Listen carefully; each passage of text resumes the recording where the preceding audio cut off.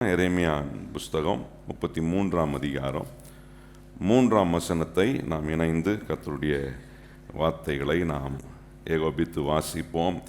என்னை நோக்கி கூப்பிடு, அப்பொழுது நான் உனக்கு உத்தரவு கொடுத்து நீ அறியாததும் உனக்கு எட்டாததுமான பெரிய காரியங்களை உனக்கு அறிவிப்பேன். மறுபடியும் வாசிக்கலாமே. என்னை நோக்கி கூப்பிடு, அப்பொழுது நான் உனக்கு உத்தரவு கொடுத்து நீ அறியாததையும் உனக்கு எட்டாததையுமான பெரிய காரியங்களை உனக்கு அறிவிப்பேன். ஆண்டவர் இந்த நாளில் நமக்கு சொல்லுகிற ஒரு காரியம், இங்கே ஆண்டவர் எரேமியா மூலமாக தம்முடைய பிள்ளைகளுக்கு அவர் சொல்லும்போது, எரேமியா இந்த வார்த்தையை சிறைச்சாலைக்குள்ளிருந்து சொல்கிறார். மிகப்பெரிய ஒரு கிரைசஸுக்குள்ளே தேவனுடைய பிள்ளைகள் போகிறார்கள்.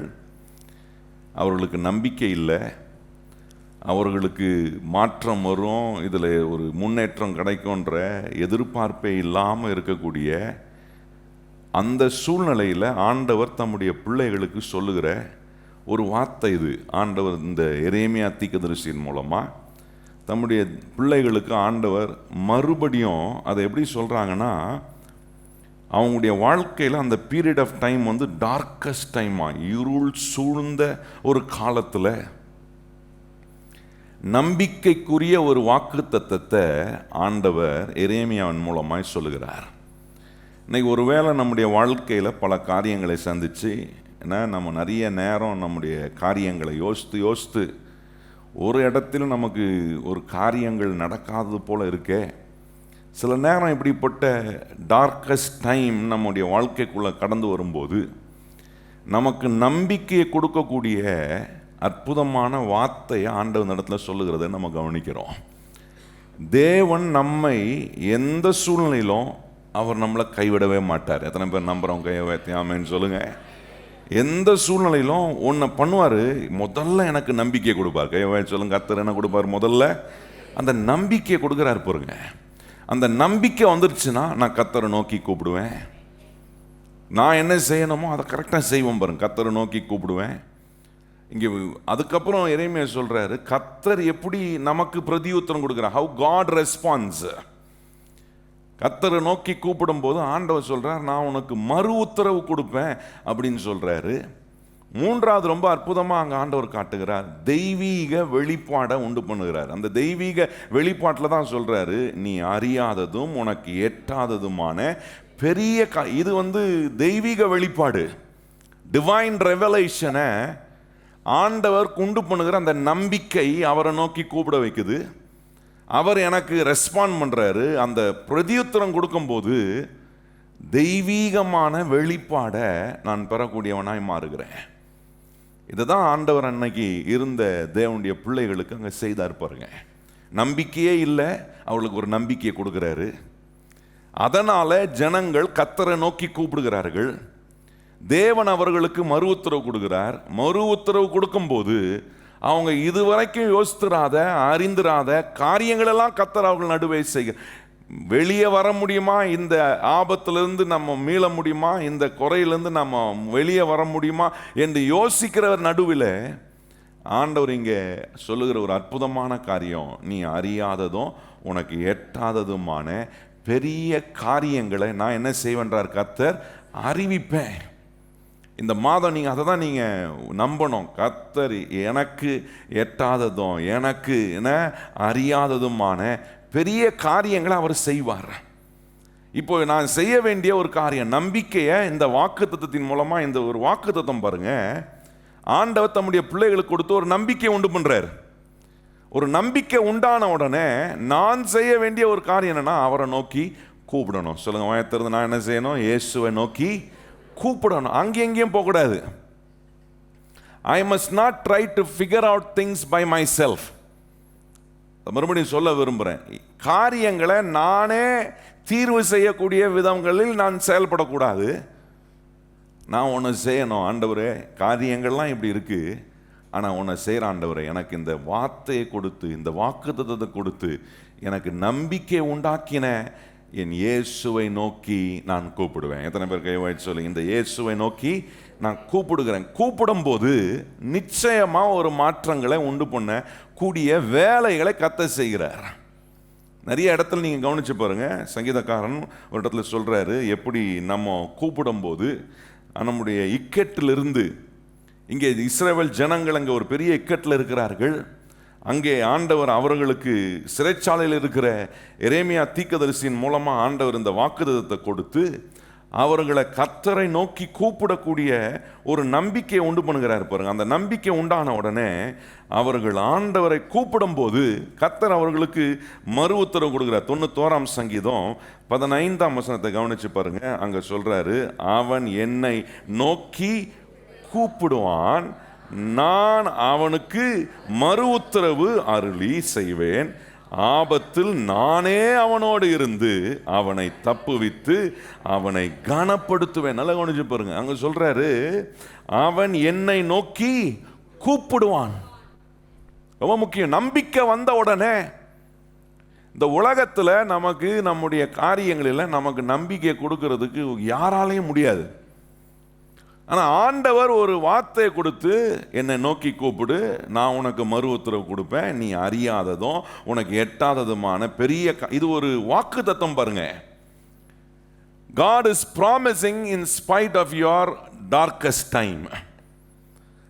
ஒரு இருள் சூழ்ந்த ஒரு நேரம் போல இருக்கக்கூடிய வாழ்க்கையினுடைய சில காரியங்கள் நமக்கு அப்படியே ஒரு இருள் சூழ்ந்தது போல காட்டக்கூடிய நேரங்களில் கர்த்தர் எப்படிப்பட்ட நம்பிக்கை கொடுக்கிறார்னா, என்னை நோக்கி கூப்பிடு.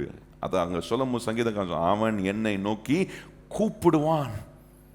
அதுங்க சொல்லிட்டு சொல்றாரு பாருங்க. 50ஆம் சங்கீதத்தில் கவனிச்சிங்கன்னா அங்கே சொல்றாரு, என்னை நோக்கி கூப்பிடுறவனுக்கு கர்த்தர் என்ன செய்கிறாருன்றத அங்கே ரொம்ப அருமையாக சொல்றாரு பாருங்க. 50ஆம் சங்கீதத்தில் 15ஆம் வசனத்தை கவனிச்சிங்கன்னா அங்கே சொல்றாரு, என்ன நம்ம செய்யணும் அப்படின்றத அங்கே சொல்றாரு பாருங்க.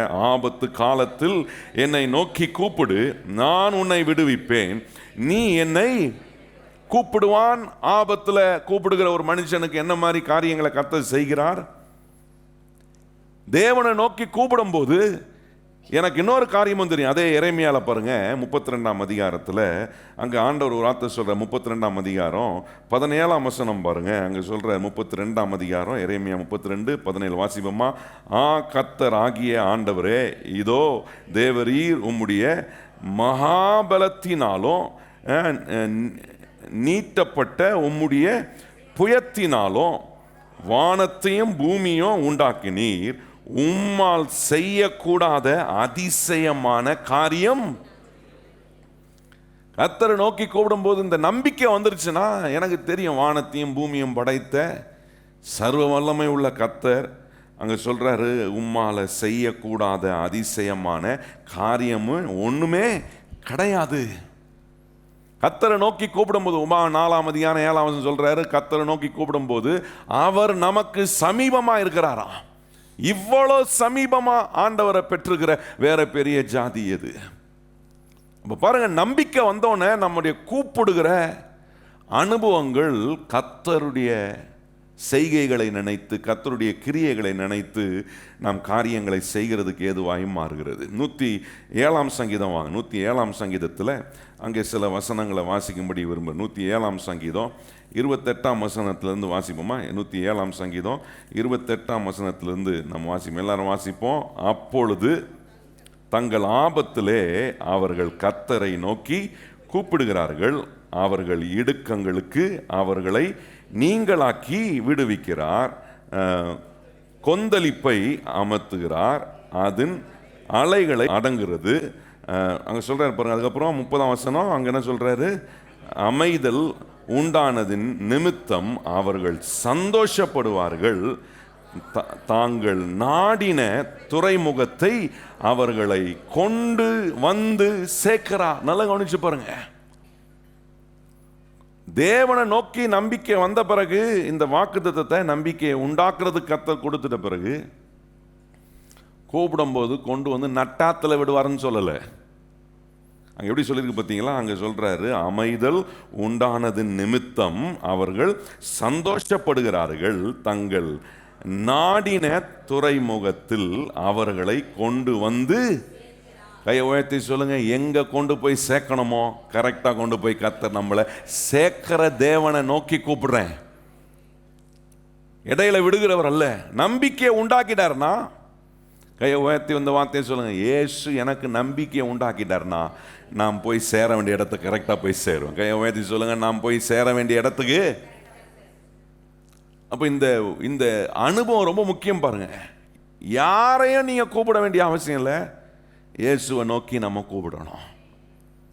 எனக்கு அவரை தெரியும், இவரை தெரியும், எவரை வேணா தெரிஞ்சு வச்சுக்கலாம். ஆனால் ஒன்று அதுக்கு மேலே தெரியணும், இவங்க எல்லாரும் காட்டிலும் எனக்கு ஒருத்தர் தெரியும். அவர் வானத்தையும் பூமியும் படைத்த கர்த்தர்.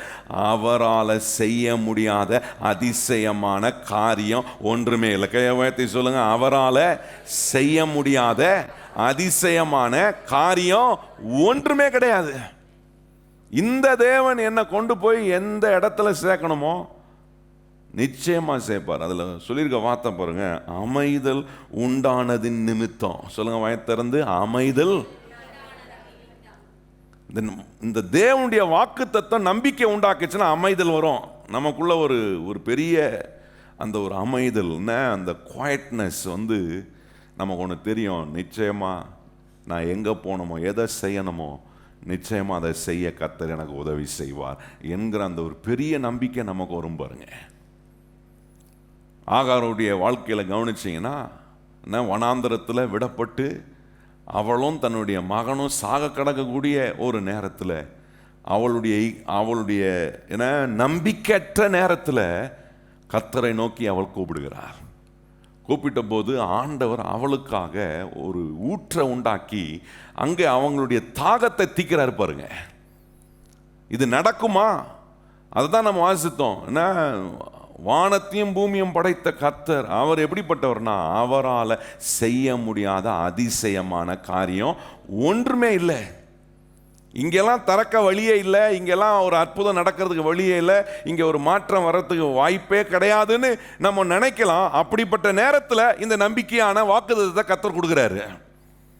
கொடுக்கும்போது ஒன்று சொல்கிறாரு, இல்லை நடக்கவே சாத்தியமில்லாத இடத்துல காரியங்களை இயேசு எனக்காக நடப்பித்து காட்டுவார். எத்தனை பேர் நம்புறவங்க மாத்திரம் கையை உயர்த்தி, இந்த மாதம் ஆண்டவரே நடக்கவே முடியாத நிறைய சூழ்நிலைகள் நான் பார்க்குறேன் எனக்கு முன்னாடி, ஆனால் கர்த்தர் எனக்காக நடப்பித்து அவரால் செய்ய முடியாத அதிசயமான காரியம் ஒன்றுமே கிடையாது என்கிற அந்த நம்பிக்கை வந்துருச்சுன்னா அவரை நோக்கி கரெக்டாக கூப்பிடுவேன். இன்னைக்கு அந்த நம்பிக்கை வர்றதுதான் ரொம்ப இம்பார்ட்டன்ட். இந்த வாக்குத்தத்தத்தை ஆண்டவர் எதுக்கு கொடுக்குறாருன்னா, உங்களுக்குள்ள அந்த நம்பிக்கை உண்டாக்குறார். அந்த நம்பிக்கை வந்துருச்சுன்னா நீங்கள் அவரை நோக்கி கூப்பிடுவீங்க. அவரை நோக்கி கூப்பிடும்போது அவர் உங்களுக்கு பிரதியுத்தரம் கொடுக்க ஆரம்பிச்சார்னா உங்கள் வாழ்க்கையில் கர்த்தர் உண்டாக்குற தெய்வீக வெளிப்பாடு அது என்னன்னா, நீ அறியாததும் உனக்கு எட்டாததுமான பெரிய காரியங்களை கர்த்தர் செய்வார். சொல்லுங்க, எனக்கு அறியாததும் எனக்கு எட்டாததுமான. இதுதான் தேவனுடைய வாக்குத்தத்தம். எனக்கு நம்பிக்கையை கொடுத்து நான் அவரை நோக்கி கூப்பிடும் போது, அவர் எனக்கு பிரதியுத்தரம் கொடுக்கும்போது தெய்வீகமான ஒரு டிவைன் ரெவலேஷன் உண்டாகும். அந்த டிவைன் ரெவலேஷனில் மனுஷனுடைய அறிவுக்கு இதுவரைக்கும் புலன்படாத எல்லா காரியங்களையும் ஆண்டவர் என் கண் முன்பாக நான் அறியாததும் எனக்கு எட்டாததுமான பெரிய காரியங்களை கர்த்தர் செய்வார். எத்தனை பேர் அப்படி உங்கள் குடும்பத்தில் நடக்கணும்னு விரும்புகிறீங்களா? உங்கள் கையின் பிரயாசத்தில் நடக்கணும்னு விரும்புகிறீங்களா? உங்கள் பிள்ளைங்களுடைய வாழ்க்கையில் நடக்கணும்னு விரும்புகிறீங்களா? நம்ம சபையில் அப்படி நடக்கணும்னு விரும்புகிறவங்க கையை வாய்த்து சொல்லுங்கள், ஆண்டவரே நான் நினைக்காததையும் நான் அறியாததையும் எனக்கு எட்டாததுமான பெரிய காரியங்களை நான் உனக்கு அறிவிப்பேன்றாரே. அதுதான் தேவனுடைய வெளிப்பாடு. இது எப்படி நடக்கும்? இது எப்படி ஆகும்? ஆண்டவரே வனாந்தரத்தில் எப்படி தாகத்தை தீப்பீர், நாங்கள் இப்படியே அழுதே செத்துறணும் போல அப்படின்னு நினைச்சவளுக்கு ஆண்டவர் அங்கே ஒரு தாகத்தை தீக்கக்கூடிய ஒரு வழியை ஆண்டவர் ஏற்படுத்தினார் பாருங்க. நம்முடைய ஆண்டவர் வழிகளை ஏற்படுத்துகிறவர். கையை சொல்லுங்க, நம்முடைய கர்த்தர் யார்? வழிகளை, எனக்கான வழிகளை ஏற்படுத்து. எத்தனை பேர் நம்பிக்கையோட சொல்றோம்? கையை சொல்லுங்க, எனக்கான வழிகளை ஏற்படுத்துகிறவர் என்னுடைய ஆண்டவர். அப்ப இந்த காரியங்கள், இந்த நம்பிக்கை தேவன் வைத்திருக்கும் அந்த வெளிப்பாடு, அந்த தெய்வீகமான வெளிப்பாடு, நீ அறியாததும் உனக்கு எட்டாததுமான பெரிய காரியங்களை அறிவிப்பேன்னு சொல்றாரு பார்த்தீங்களா? இதை நான் அறிந்து கொள்வதற்கு கர்த்தர் நமக்கு முன்னாடி வைக்கிற சில காரியங்களை உங்களுக்கு நான் எடுத்து காண்பிக்க விரும்புகிறேன். இது ரொம்ப முக்கியமான ஒரு காரியம் பாருங்கள். அங்கே சொல்கிறாரு, ஆண்டவர் நமக்கு முன்பாக வைக்கிற ஒரு அற்புதமான காரியம். அப்போஸ்தலர் நடபடிகள் அதிகாரம் 2ஆம் அதிகாரம். அப்போஸ்தலர் நடபடிகள் 2ஆம் அதிகாரம் 21ஆம் வசனத்தை நம்ம எல்லாரும் வாசிப்போமா? அப்போஸ்தலர் நடபடிகள் 2ஆம் அதிகாரம் 21ஆம் வசனம் வாசிப்போம் எல்லாரும். அப்பொழுது கர்த்தருடைய நாமத்தை தொழுது கொள்கிறவன் எவனோ அவன் ரட்சிக்கப்படுவான் என்று தேவன் உரைத்திருக்கிறார். நல்லா கவனித்து பாருங்க. இங்க என்ன சொல்றாரு? அவருடைய நாமத்தை நோக்கி கூப்பிடுகிற எவனோ ரட்சிக்கப்படுவான். அப்படின்னா ஆண்டவர் முதல்ல நமக்கு கொடுக்கிற ஒரு பிரிவிலேஜ் என்னன்னா, அவருடைய நாமத்தை கூப்பிடுகிற ஒரு பிரிவிலேஜை கர்த்தர் நமக்கு கொடுத்துருக்கிறாரு. இதெல்லாம் நம்ம செய்யணும் பாருங்க. அவருடைய நாமத்தை உபயோகப்படுத்தி நமக்கு கொடுக்கப்பட்ட ஒரே நாமம். சொல்லுங்க, என்ன நாமம் நமக்கு கொடுக்கப்பட்டிருக்கிறது? நல்ல சத்தமா சொல்லுங்க. நமக்கு கொடுக்கப்பட்டிருக்க ஒரே நாமம் என்ன நாமம்? இந்த இயேசுவின் நாமத்தை நோக்கி கூப்பிடுகிற எவனோ. இன்னைக்கு நான் சொல்றேன், நான் எவனோ இல்லை, நான் அவருடைய பிள்ளை. கையை சொல்லுங்க, நான் யாரு? ஏசப்பாவுடைய பிள்ளை. ஏசப்பாவுடைய பிள்ளையா இருந்துட்டு அவருடைய நாமத்தை நோக்கி நான் கூப்பிடும் போது எனக்கான, நான் அறியாததும் எனக்கு எட்டாததுமான பெரிய காரியங்களை அவர் நிச்சயமா என்ன செய்வார்? எனக்கு அறிவிப்பார். கையை சொல்லுங்க, எனக்கு எட்டாததும் எனக்கு அறியாததுமான பெரிய காரியங்களை இயேசுவின் நாமத்தை நோக்கி கூப்பிடும் போது எனக்கு அறிவிப்பார் அவர். இந்த பரித்தேமையை கூட நாம் பாருங்க, இயேசுநாதர் வருகிறார் என்று அறிந்த உடனே அவன் வாயை திறந்து, தாவீதின் குமாரனே என் மேல் மனம் இறங்கும் கூப்பிட்டான் பாருங்க. இயேசு என்னும் அந்த நாமத்தை அவன் கூப்பிடுகிறான் பாருங்க. அந்த நாமத்தை கூப்பிட்ட போது இயேசுநாதன் இடத்துல நின்று அவனை கூப்பிட்டு, நான் உனக்கு என்ன செய்யணும்னு கேட்டு, அவன் கண்ணை கத்த திறந்து, பார்வையில்லாதவனா இருந்தான் பாருங்க, அவன் கண்ணை தொட்டு அவனுக்கு பார்வை உண்டாக்குன. அவன் அறியாததும் அவனுக்கு எட்டாததுமான பெரிய காரியங்களை கர்த்தர் அவனுக்கு செஞ்சார். நான் சொல்றேன், நினைச்சே பார்க்க முடியாத விதங்களில் கர்த்தர் எனக்காக காரியங்களை செய்வார். அது எப்போ நடக்கும்? இயேசு என்னும் அந்த நாமத்தை நோக்கி கூப்பிடும்போது. கையவன் சொல்லுங்க, இயேசு என்னும் அந்த ஒரு நாமத்தை நோக்கி நான் கூப்பிட்டா போதும், அறியாததும் எனக்கு எட்டாததுமான பெரிய காரியங்களை எனக்கு அவர் அறிவிக்கிறவராக மாறுவார். அதை பார்க்கும்போது எனக்கு பிரமிப்பா இருக்கும்.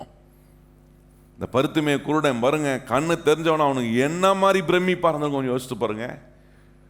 ஒரு இக்கட்டில் இருக்கிறவனுக்கு அந்த இக்கட்டில இருந்து கர்த்தர் வெளியே கொண்டு வரும்போது அவன் யோசிக்கவே மாட்டான். ஏன்னா அந்த பிரச்சனையில் அவன் மூழ்கி போய், அவ்வளவுதான், இப்படிதான், இந்த பிரச்சனைக்கு தீர்வை அவன் யோசிச்சிருக்கவே மாட்டான். நிறைய நேரம் நம்முடைய வாழ்க்கையில பிரச்சனைகள், தேவைகள், நெருக்கடி வரும்போது அதற்கான தீர்வுகளை யோசிக்க மாட்டோம். அதிலே இருந்து அட்ஜஸ்ட் பண்ணுகிறதுக்கு எதுவா நம்ம மாத்துறோம் நம்மளை. அந்த நேரத்தில் தான் இயேசுவின் நாமத்தை நோக்கி கூப்பிடும்போது என் முழு எண்ணங்களையும் மாற்றி, நான் யோசித்திருக்க கூடிய விதத்தில் நான் இதை குறித்து யோசித்திருக்கவே முடியாது, அப்படிப்பட்ட ஒரு வழிகளை கர்த்தர் எனக்காக அவர் திறப்பார். அப்போ நான் செய்ய வேண்டிய முதல் காரியம், எனக்கு கொடுக்கப்பட்டிருக்கிற இயேசுவின் நாமத்தில் நான் கூப்பிடும். கையவன் சொல்லுங்க, எனக்கு கொடுக்கப்பட்டிருக்கிற இயேசுவின் நாமத்தில் என்ன செய்யணும்? அவரை நோக்கி கூப்பிடும் போது அவர் நமக்கு கொடுக்கிற தெய்வீகமான வெளிப்படனா, உனக்கு அறியாததும் உனக்கு எட்டாததுமான பெரிய காரியங்களை எனக்கு நிச்சயமா என் கண்ணு முன்னாடி அதை நிரூபித்து காட்டுவார். எத்தனை பேர் நம்புறோம்? கையை உயர்த்தி ஆமேன்னு சொல்லுங்க. வேற எந்த நாமத்தையும் கூடக்கூடாது பாருங்க. நமக்காக கொடுக்கப்பட்டிருக்க ஒரே நாமம் இயேசு என்னும் அந்த நாமம். ரெண்டாவது பாருங்க, இந்த முதல் நம்ம செய்ய வேண்டிய அந்த ஆண்டவருடைய நாமத்தை நோக்கி கூப்பிடணும். ரெண்டாவது யோவான் சுவிசேஷம் 15ஆம் அதிகாரம். யோவான் சுவிசேஷம் 15ஆம் அதிகாரம் 14ஆம் வசனத்தை வாசிப்போமா? யோவான் சுவிசேஷம் 15ஆம் அதிகாரம் 14ஆம் வசனம் எல்லாரும் வாசிப்போம், இணைந்து வாசிப்போம். நான் உங்களுக்கு கற்பித்த யாவையும் நீங்கள் செய்வீர்களானால் என் சிநேகிதராய் இருக்கிறீர்கள்.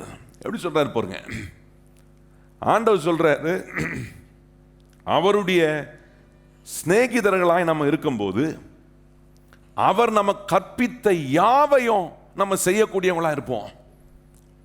கர்த்தர் நமக்கு கற்றுக் கொடுக்கிற, கர்த்தர் நமக்கு கட்டளை எடுக்கிற, கர்த்தருடைய வார்த்தை நமக்கு சொல்லுகிற யாவையும் நான் செய்கிறவனா இருப்பேன். கஷ்டம்னு சொல்ல மாட்டேன். ஆண்டவர் சொல்றது செய்யறது ரொம்ப கஷ்டங்க, முடியாது அப்படின்னு சொல்ல மாட்டேன். அதான் முதல்ல செய்கிறேன், இயேசுவின் அந்த ஒரே கொடுக்கப்பட்ட நாமத்தை நோக்கி கூப்பிடுகிறேன். ரெண்டாவது, ஆண்டவர் எனக்கு கற்பித்த யாவையும் செய்யக்கூடிய அவருடைய சிநேகிதனாக மாறுறேன். ஏன்னா அவர் எனக்கு கற்றுக் கொடுத்த, அவர் எனக்கு கொடுத்துருக்கிற கட்டளை, அவர் எனக்கு கொடுத்துருக்கிற வார்த்தைகள் யாவையும் நிறைவேற்றுவதில் கவனமாக இருக்கிறேன். இந்த மாதம் நீங்கள் அதில் நீங்கள் கவனம் வைங்க. ஒவ்வொரு நாளும் அதில் கவனம் வைங்க. ஆண்டவரே, நான் உம்முடைய சிநேகிதனாக இருக்கிறதுக்கு உம்முடைய நீர் எனக்கு கற்றுக் கொடுத்த யாவையும் நான் செய்வேன். கையை வைத்து சொல்லுங்கள், நீங்கள் எனக்கு கற்றுக் கொடுத்த. எவ்வளோ கற்றுக் கொடுக்குறாரு பாருங்க. ஒவ்வொரு முறையும் ஆண்டவர் நம்மளை இந்த ஆலயத்துக்குள்ளே வந்து நமக்கு அவருடைய வசனத்தினால் கற்றுக் கொடுக்குறாரா? எத்தனை பேர் கற்றுக் கொடுக்குறாரு? இந்த கற்றுக் கொடுத்த யாவையும் செய்யணும். அது நம்ம முக்கியம். இந்த வருஷம் முழுவதும் ஆண்டவர் நமக்கு ஏராளமாக கற்றுக் கொடுத்துருக்கிறாரு. அந்த கற்றுக் கொடுத்த யாவையும் நீங்க செய்யறவங்களா மாறும்போது, நான் சொல்றேன், நீங்க அவருக்கு சிநேகிதனா மாறுறீங்க. அவருக்கு சிநேகிதனா மாறுற உங்களுக்கு நீங்க அறியாததும் உங்களுக்கு எட்டாததுமான பெரிய காரியங்களை நிச்சயமா உங்கள் கண் முன்பாக கர்த்தர் செய்து அதை உங்களுக்கு அறிய பண்ணக்கூடிய தேவனா இருக்கிறார். அப்ப எதையும் விட்டுறக்கூடாது பாருங்க. கர்த்தர் நமக்கு கற்றுக் கொடுத்த எந்த விஷயத்தையும் விடக்கூடாது. எப்படி அவரை நோக்கி கூப்பிடணும், எப்படி அவருடைய வார்த்தைகளை கை கொள்ளணும், எப்படி அந்த தேவன் நம்ம கொடுக்குற போதனைகள், இது எல்லாமே நம்முடைய வாழ்க்கையில் ரொம்ப முக்கியமான ஒன்று. இது ஒன்றிலும் நம்ம ஆண்டவருக்கு முன்பாக குறை வைக்காம, ஆண்டவரே நீர் எனக்கு கற்றுக் கொடுத்த யாவையும். எத்தனை பேர் சொல்ல முடியும் அப்படி இந்த காலையில்? ஆண்டவரே நீர் எனக்கு கற்றுக் கொடுத்த யாவையும் ஆண்டவரே நான் கை கொள்ளும்படி சொல்லுங்க. கையை உயர்த்தி, ஆண்டவரே நீர் எனக்கு கற்றுக் கொடுத்த யாவையும் நான் என்ன செய்யணும்? கரெக்டாக கை கொள்ளணும். ஆண்டவரே, அப்படி கை கொள்வனா நான் உமக்கு சிநேகிதனாக இருக்கிறேன். நான் உமக்கு சிநேகிதனாக இருக்கும்போது ஆண்டவரே எனக்கு அறியாததும் எட்டாததுமான பெரிய காரியங்களை கர்த்தர் என்ன செய்வீர்? நிச்சயமாய் அறிவிப்பீர். இப்போ முதல்ல ஆண்டவரை நோக்கி கூப்பிடணும். ரெண்டாவது, அவர் நம்ம கற்றுக் கொடுத்த யாவை என்ன செய்யணும்? செய்யணும். மூணாவது, 2 கொரிந்தியர் 1:20 வாசிப்போம் எல்லாரும். எங்களால் தேவனுக்கு மகிமை உண்டாகும்படி தேவனுடைய வாக்கு தத்தங்கள் எல்லாம் இயேசு கிறிஸ்துவுக்குள் ஆம் என்றும் அவருக்குள் ஆமேன் என்றும் இருக்கிறது. நல்லா கவனித்து பாருங்க. எங்களால் தேவனுக்கு மகிமை உண்டாகும்படி தேவனுடைய வாக்கு தத்தங்கள் எல்லாம் இயேசு கிறிஸ்துவுக்குள் ஆம் என்றும் அவருக்குள் ஆமேன் என்றும் இருக்கிறது. எங்களால தேவனுக்கு மகிமை உண்டாகும்படி. இப்ப நான் என்ன செய்கிறேன்? எனக்கு தேவன் கொடுக்கிற அவருடைய வாக்கு தத்தம், அவருடைய நாமத்தை நோக்கி கூப்பிடுறேன். அவர் எனக்கு கற்றுக் கொடுத்த யாவையும் செய்கிறேன். இப்போ எங்களால, ஏனால தேவனுடைய நாமத்துக்கு மகிமை உண்டாகக்கூடிய விதத்தில் அங்க சொல்லி இருக்கிறது, தேவனுடைய வாக்கு தத்தங்கள் எல்லாம் இயேசு கிறிஸ்துவுக்குள்ள ஆம் என்றும் அவருக்குள்ள ஆமேன் என்றும் இருக்கிறது. இப்ப எனக்கு ஒன்று தெரியும், அவரை நோக்கி நான் கூப்பிடுகிறதுனால, அவர் எனக்கு கற்றுக் கொடுத்த யாவையும் நான் கை கொள்ளுகிறதுனால, இப்போ ஒன்று எனக்கு ஒன்று சொன்னால் அதை அவர் ரிவர்ஸ் பண்ணவே மாட்டார். கையை உயர்த்தி சொல்லுங்க. கர்த்தர் எனக்கு ஒன்று சொல்லிட்டா அதை என்ன பண்ண மாட்டார்? மாற்றவே மாட்டார். கையை உயர்த்தி சொல்லுங்க. ஆகவே தான் நான் சொல்கிறேன், இயேசு கிறிஸ்துவுக்குள்ள அந்த வாக்கு தத்தங்கள்லாம் எப்படி இருக்கான்? ஆம் என்றும் அவருக்குள்ள ஆமேன் என்றும் இருக்கு. எனக்கு ஆண்டவர் ஒன்று சொல்லிட்டாருன்னா அதை கண்டிப்பாக அவர் ஒரு நாளும் ரிவர்ஸ் பண்ணவே மாட்டார். தெரியாமல் சொல்லிட்டேன்ப்பா, இல்லை இல்லை, உனக்கு அறியாததும் உனக்கு எட்டாததுமான பெரிய காரியங்கள் என்ன செய்வேன்? உனக்கு அறிவிக்கிறவனாக இருப்பேன். நான் வாக்கு பண்ணிட்டேன்றார் கர்த்தர். நான் என்னுடைய நாமத்தை நோக்கி நீ கூப்பிடும்போது, நான் உனக்கு கற்றுக் கொடுத்த யாவை நீ செய்யும் போது, கர்த்தர் சொல்றார், நான் உனக்கு கொடுத்த ப்ராமிஸை ஒரு நாளும் ரிவர்ஸ் பண்ணவே மாட்டேன். கையை உயர்த்தி ஆமேன்னு சொல்லுங்க. ஆண்டவரே, நீர் எங்களுக்கு கொடுத்த வாக்குத்தத்தத்தை ஒரு நாளும் நீர் அதை மாற்றவே மாட்டீர். எத்தனை பேர் நம்புறோம்? கையை உயர்த்தி சொல்லுங்க. ஆண்டவரே, நீர் எனக்கு கொடுத்த வாக்குத்தத்தத்தை ஒரு நாள் என்ன பண்ண மாட்டீர்? ரிவர்ஸ் பண்ணவே, மாற்றவே மாட்டார்.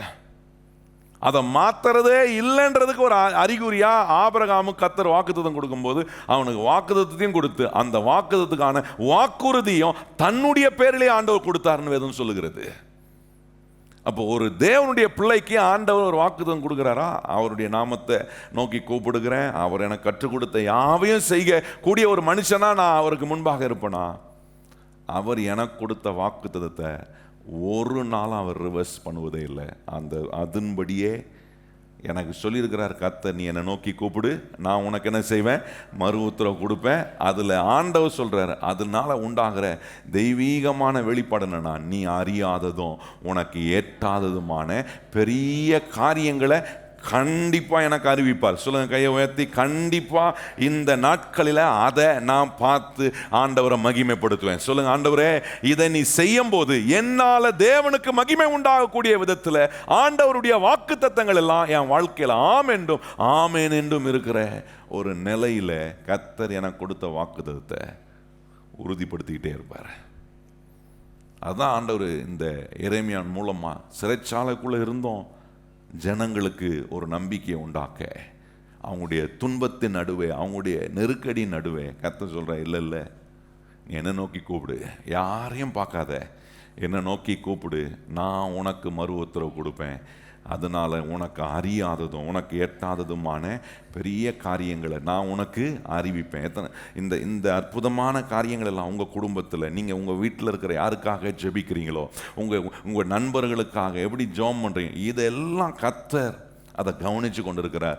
ஆண்டவர் சொன்ன வாக்குத்தத்தத்தை ஒரு நாளும் கர்த்தர் என்ன செய்ய மாட்டார், அவர் அதை மாற்றவே மாட்டார். கடைசியாக பாருங்கள், முதல்ல நான் அவருடைய நாமத்தை நோக்கி கூப்பிடுறேன், அதனால் எனக்கு ரட்சிப்பு உண்டாகுது, விடுதலை உண்டாகுது. ரெண்டாவது, அவர் எனக்கு கற்றுக் கொடுத்த யாவையும் செய்கிறேன், நான் அவருக்கு சீஷனாக மாறுறேன், அவருக்கு சிநேகிதனாக மாறுறேன். மூணாவது, ஆண்டவர் சொல்கிறாரு, உனக்கு நான் கொடுத்த வாக்குத்தத்தத்தை என்ன பண்ண மாட்டேன், ஒரு நாளும் ரிவர்ஸ் பண்ணவே மாட்டேன்.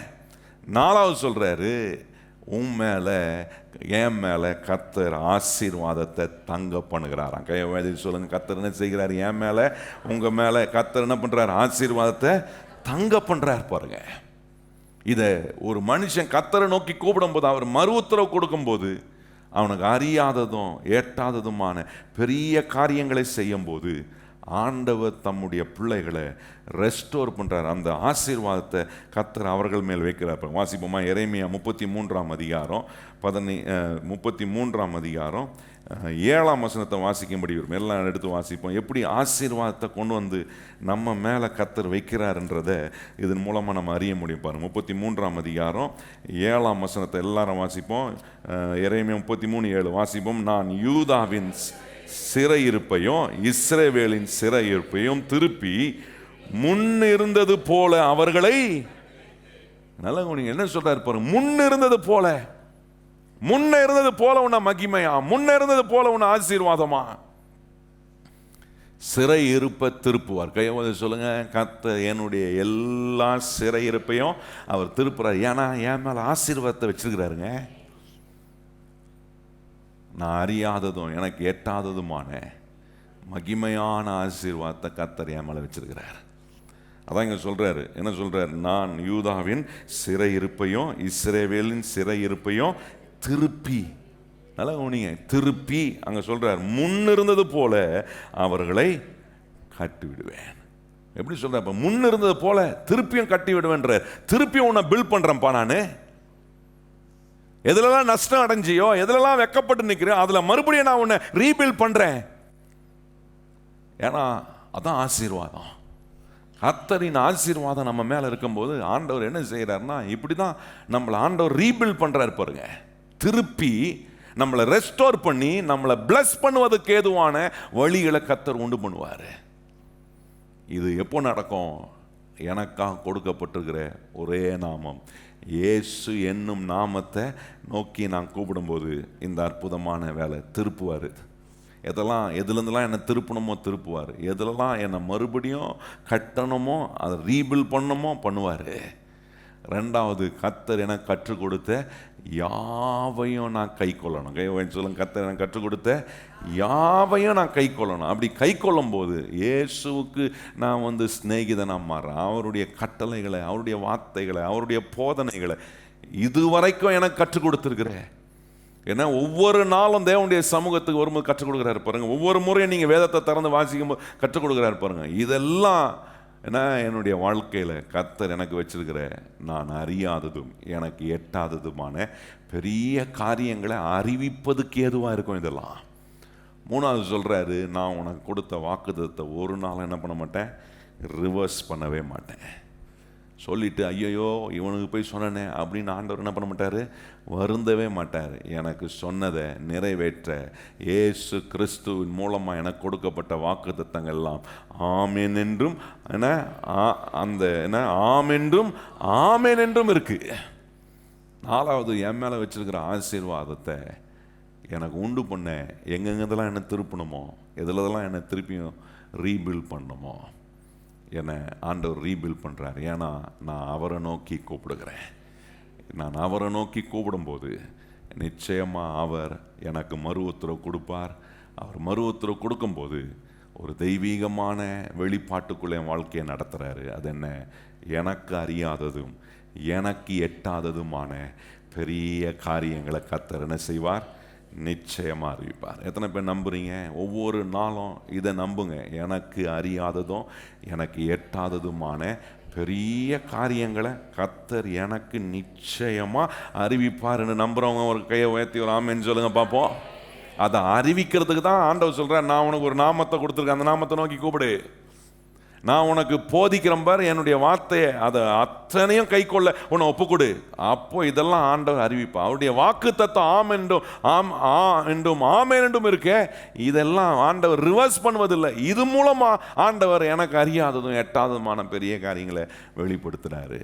கடைசியாக கவனிச்சோம், எதுலேருந்தெல்லாம் திருப்பணுமோ கர்த்தர் நம்மளை அதெல்லாம் திருப்புவார். கையை வச்சு சொல்லுங்க, எதுலேருந்தெல்லாம் திருப்பணுமோ அதெல்லாம் திருப்புவார். எப்படி இதுலேருந்து திரும்பி வந்தீங்க? கர்த்தர் திருப்பினாருங்க. அதனால தான் இன்றைக்கி அவரை நோக்கி கூப்பிட்றேன், அவருடைய பிள்ளையாக இருக்கிறேன். அவர் என்னை திருப்பி என்னை மறுபடியும் எப்படி அவர் கட்டணும்னு விரும்புகிறாரோ அப்படி கட்டுவார். அவர் கட்டினா நிச்சயமாக அது ஆசீர்வாதமாக இருக்கும். எத்தனை பேர் கை வச்சு சொல்லுங்க, இயேசுவே நீர் என்னை மறுபடியும் கட்ட உம்முடைய விருப்பத்துக்கு என்னை நான் ஒப்பு கொடுக்கும் போது அது எப்படி இருக்கும், ஆசீர்வாதமாக மகிமையானதாக இருக்கும். சில குடும்பத்தை ஆண்டவர் மறுபடியும் கட்டுவார். சில உறவுகளை கர்த்தர் மறுபடியும் கட்டுவார். சிலருடைய வியாபாரத்தை கர்த்தர் மறுபடியும் கட்டுகிறார். ஏன்னா ஆண்டவர் அவருடைய ஆசீர்வாதத்துக்கு அடையாளமாக நம்மளை மாற்ற அநேகருக்கு முன்பாக நம்ம வாயை திறந்து சொல்லணும், எனக்கு அறியாததும் எனக்கு எட்டாததுமான பெரிய காரியங்களை என் இயேசு எனக்கு செய்திருக்கிறார் என்று சொல்லுகிற அந்த சாட்சி இனி வரும் நாட்களில் எனக்கு பெருகும் என்று நம்புகிற கர்த்தருடைய பிள்ளைங்க இடத்துல எழும்பி நின்று ஆண்டவரை பார்த்து சொல்லுங்க, ஆண்டவரே இனி வரும் நாட்களில் இந்த சாட்சி பெருகும் என்று நான் நம்புறேன் ஆண்டவரே. அதனால ஒவ்வொரு முறையும் நான் ஆண்டவரை நோக்கி உம்மை நோக்கி நான் கூப்பிடுவோம்ப்பா. சொல்லுங்க வாயை திறந்து, ஆண்டவரே உம்மை நோக்கி நான் கூப்பிடுகிறேன், இயேசுவே உம்மை நோக்கி நான் கூப்பிடுகிறேன். எல்லாரும் வாய்களை திறந்து, ஏசப்பா இன்னைக்கு உம்மை நோக்கி கூப்பிடுகிறவர்களா எங்களை வச்சிருக்கிறீங்களே, உமக்கு ஸ்தோத்திரம் ஆண்டவரே. நாங்கள் எதையோ கூப்பிடாம எங்களுக்காக கொடுக்கப்பட்ட ஒரே நாமம், சொல்லுங்க ஆண்டவரே, அந்த இயேசுவின் நாமத்தை நாங்கள் கூப்பிடும்போது எங்களை எங்கே கொண்டு போய் சேர்க்கணுமோ, எந்த துறைமுகத்தில் கொண்டு போய் எங்களை விடணுமோ அங்கே எங்களை மகிமை நடத்தி செல்லுகிற எங்கள் இயேசுவே உம்மை நாங்கள் உயர்த்துகிறோம். எல்லாரும் கரம் உயர்த்தி வாய்களை திறந்து, ஏசப்பா நீர் எங்க விரும்புகிறீரோ அந்த இடத்துல கொண்டு போய் எங்களை விட நீர் ஆண்டவரே வல்லமை உள்ள தேவனா இருக்கிறதுக்காக ஸ்தோத்திரம். எங்களுக்கு அறியாததும் ஆண்டவர் எங்களுக்கு எட்டாததுமான பெரிய காரியங்களை இனி வரும் நாட்களில் எங்களுக்கு முன்பாக நீர் நிரூபித்து காட்ட போகிறதுக்காக ஸ்தோத்திரம் ஆண்டவரே. அப்படி மகிமையா எங்களை நடத்தும் ஆண்டவரே. எங்களுடைய குரல் கர்த்தரை மாத்திரம் கூப்பிடுகிற குரலா இருக்கட்டும். சொல்லுங்க வாயை திறந்து, ஆண்டவரே எங்க குரல் கர்த்தரை நோக்கி கூப்பிடணும். எங்களுக்காக கொடுக்கப்பட்டிருக்கிற இயேசு என்னும் அந்த ஒரு நாமத்தை நோக்கி நாங்க கூப்பிட எங்களை உம்முடைய கரத்தில் நாங்கள் ஒப்பு கொடுக்கிறோம் ஆண்டவரே. உம்மை நோக்கி கூப்பிட ஒருவரும் வெட்கப்பட்டு போனதில்லையாப்பா. இன்னைக்கு இவ்வளோ பேர் நாங்கள் வந்து உம்மை நோக்கி கூப்பிடுவோம். எத்தனை பேர் இயேசுவை நோக்கி கூப்பிடுகிற கர்த்தருடைய பிள்ளைங்க எல்லாரும் கரம் உயர்த்தி சொல்லுங்க, யாரை கூப்பிடலாம் அப்படின்னு உங்கள் மனசுக்குள்ளே வரும்போது நான் கூப்பிடக்கூடிய ஒரே நபர் இயேசு மாத்திரமே. அவரால் செய்ய முடியாத அதிசயமான காரியங்கள் ஒன்றுமில்லை. எத்தனை பேர் சொல்றீங்க, எனக்கு அவரால் செய்ய முடியாத அதிசயமான காரியம் ஒன்றுமே கிடையாதுன்னு எனக்கு அதை செய்து காட்டக்கூடிய ஒரு தேவன் ஒருவர் இருக்கிறாரு. அவரை நோக்கி நான் கூப்பிடுவேன். இதை உங்க தீர்மானமாய் இன்று முதல் வைத்து அந்த இயேசுவின் நாமத்தை நீங்க கூப்பிட்டு, உங்களுக்கு இயேசு கிறிஸ்து இந்த ஆலயத்தில் ஆண்டவர் தம்முடைய வசனத்தின் மூலமாய் போதித்து உபதேசித்து கற்றுக் கொடுத்த யாவையும் நீங்க கை கொள்வீங்கன்னா அவர் உங்களுக்கு கொடுத்த வாக்குத்தத்தத்தை ரிவர்ஸ் பண்ண மாட்டாரு. உங்களை எங்கெந்தெல்லாம் திருப்பணுமோ திருப்புவார். எங்கெங்கெல்லாம் உங்களை மறுபடியும் ரீபில்ட் பண்ணுமோ அருமையான விதத்தில் கர்த்தர் உங்களை ரீபில்ட் பண்ணுவார். இதெல்லாம் நடக்கும்போது நீங்க சொல்லுவீங்க, ஏசப்பா நீங்க சொன்னபடியே எனக்கு அறியாததும் எனக்கு எட்டாததுமான பெரிய காரியங்களை எனக்கு நீங்க நிரூபிக்கிறீங்களே, செய்கிறீங்களே, அறிவிக்கிறீங்களே, அதற்காக உமக்கு ஸ்தோத்திரம் என்று தேவனை மகிமைப்படுத்துகிற நிலையில ஒவ்வொரு இடத்திலும் நம்மளை ஆண்டவரை மகிமைப்படுத்துகிற பிள்ளைகளாய், குடும்பமாய், சபையாய் தேவனுக்கு முன்பாக நாம் நிற்க கர்த்தர் நமக்கு உதவி செய்வார். எங்கள் நல்ல ஆண்டவரே, இந்த காலை வேளையில் வந்து நாங்கள் கேட்ட வார்த்தை, இதுவரைக்கும் நாங்கள் என்ன செய்யலை, இனி என்ன செய்யணும், இதுவரைக்கும் செஞ்சதை இன்னும் எவ்வளோ சரி செய்யணும் என்பதை இன்னைக்கு நீர் உம்முடைய வார்த்தையினால, இந்த வாக்கு தத்தத்தின் மூலமா எங்களுக்குள்ள உம்முடைய நம்பிக்கையை கொடுத்திருக்கிறதுக்காக ஸ்தோத்திரம். இந்த நம்பிக்கை எங்களை உம்மை கூப்பிட வைக்கும். நீர் எங்களுக்கு மறு உத்தரவு கொடுப்பீர். இந்த அனுபவம் எங்களுடைய வாழ்க்கையில் தொடர்ந்து பெருக எங்களை உம்முடைய கரத்தில் ஒப்பு கொடுக்கிறோம் ஆண்டவரே. இயேசு கிறிஸ்துவின் நாமத்தில் ஜெபிக்கிறோம் எங்கள் நல்ல பிதாவே, ஆமென். இப்பொழுது நம்முடைய கர்த்தராகிய இயேசு கிறிஸ்துவினுடைய கிருபையும் பிதாவாகிய தேவனுடைய அன்பும் பரிசுத்த ஆவியானவருடைய அந்யோன்ய ஐக்கியமும் இன்றும் என்றும் சதா காலங்களும் நம் அனைவருடன் நிலைத்திருப்பதாக. எல்லாரும் இணைந்து சொல்லுவோம், என் ஆத்துமாவே கர்த்தரை ஸ்தோத்திரி, என் முழு உள்ளமே பரிசுத்த நாமத்தை ஸ்தோத்திரி. என் ஆத்துமாவே கர்த்தரை ஸ்தோத்திரி, கர்த்தர் செய்த சகல உபகாரங்களையும் மறவாதே. ஆமென்.